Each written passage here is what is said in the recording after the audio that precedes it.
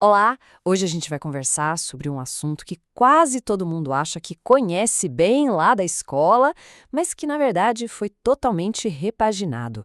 Vamos falar sobre geografia. Para pensar um pouquinho. Quando alguém fala a palavra geografia, qual é a primeira imagem que aparece na cabeça? Para muita, mas muita gente mesmo, a resposta volta direto para os tempos de colégio, né? É bem provável que seja aquela lembrança de ter que decorar listas enormes de capitais e seus estados. Ou quem sabe aquelas aulas passando horas colorindo mapas, com uma cor para cada país. A gente passou bastante por isso, não foi? Mas e se tudo isso for só a pontinha do iceberg? E se o verdadeiro objetivo da geografia hoje for algo muito, mas muito maior? Algo como nos dar uma ferramenta poderosa para literalmente aprender a ler o mundo à nossa volta. Parece profundo, né? Pois é, vamos entender isso melhor. Para a gente conseguir entender essa nova abordagem, o primeiro passo é redefinir o propósito da matéria. O foco saiu da memorização e foi todo para a compreensão.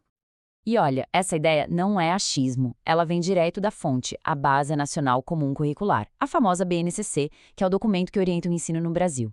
E a frase lá é bem clara: estudar geografia é uma oportunidade de compreender o mundo em que se vive. Simples assim, é sobre conectar as peças. E essa compreensão, gente, vai muito além de saber onde fica um rio ou uma montanha. A geografia moderna ajuda a gente a construir a nossa própria identidade, a entender a nossa relação com o nosso bairro, com a nossa cidade. Ela nos mostra que fazemos parte da história e ensina a gente a valorizar as imensas diferenças culturais e sociais que existem por aí. A pergunta principal não é mais só onde, mas sim por quê e o que isso significa para nós. Ok, o objetivo é bem ambicioso, certo? Mas como se chega lá? Como a educação geográfica consegue alcançar isso? A resposta está no desenvolvimento de uma habilidade central, um jeito novo de pensar.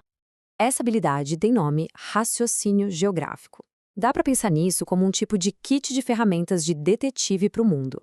É um jeito de usar o chamado pensamento espacial para investigar não só onde algo está, mas como está distribuído e, o mais importante de tudo, como se conecta com todo o resto. E esse kit de ferramentas é bem organizado, viu? Ele é composto por 7 princípios fundamentais. São como 7 lentes diferentes que a gente pode usar para analisar o mundo. E aqui estão eles. Todos são importantes, claro. Mas para a gente ter uma ideia bem prática, vamos focar em um: o princípio da conexão. Ele diz basicamente que nada no mundo acontece sozinho, de forma isolada. Pensa no smartphone. Ele não surge do nada numa prateleira. O princípio da conexão nos ajuda a enxergar toda a rede por trás dele. O design que foi feito na Califórnia, os minerais que vieram da África, a fabricação que ocorreu na Ásia e toda a logística global para ele chegar até nós. Juntar essas pontas, isso é pensar geograficamente. Certo. Então a gente já viu o porquê e o como. Mas como isso se transforma em realidade lá na sala de aula? Vamos dar uma olhada em como o currículo coloca tudo isso em ação. O aprendizado é todo organizado em 5 grandes eixos temáticos.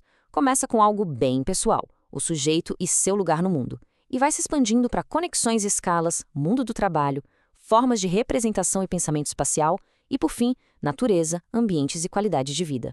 Deu para perceber o caminho, né? Do micro para o macro. E aqui está o pulo do gato.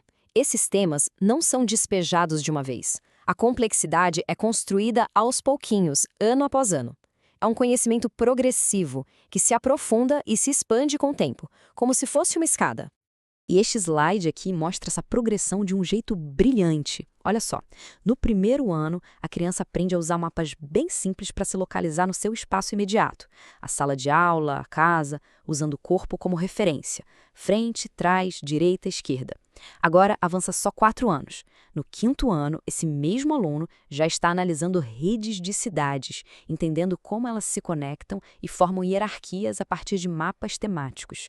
É uma evolução impressionante. A gente sai do eu no meu quarto para como o sistema de cidades funciona. No final, tudo isso que a gente viu, o propósito, a habilidade de pensar geograficamente e o currículo, converge para um único e poderoso objetivo final. O objetivo final não é formar pessoas que sabem listar fatos de cor. É formar gente que consegue analisar, questionar e interpretar o mundo de forma crítica. É a enorme diferença entre saber o nome de um rio e entender como esse rio molda a economia, a cultura e o meio ambiente de toda uma região. E isso nos leva à missão maior de todas. Segundo a própria BNCC, todo esse aprendizado tem um propósito cívico: contribuir para formar um cidadão ativo, democrático e solidário. Alguém que não apenas vive no mundo, mas que o compreende e se sente com capacidade para melhorá-lo. E fica aqui, então, uma pergunta para a gente refletir. Ao andar pela própria rua, pelo bairro, como seria usar essas lentes? Onde as coisas estão localizadas? Por quê?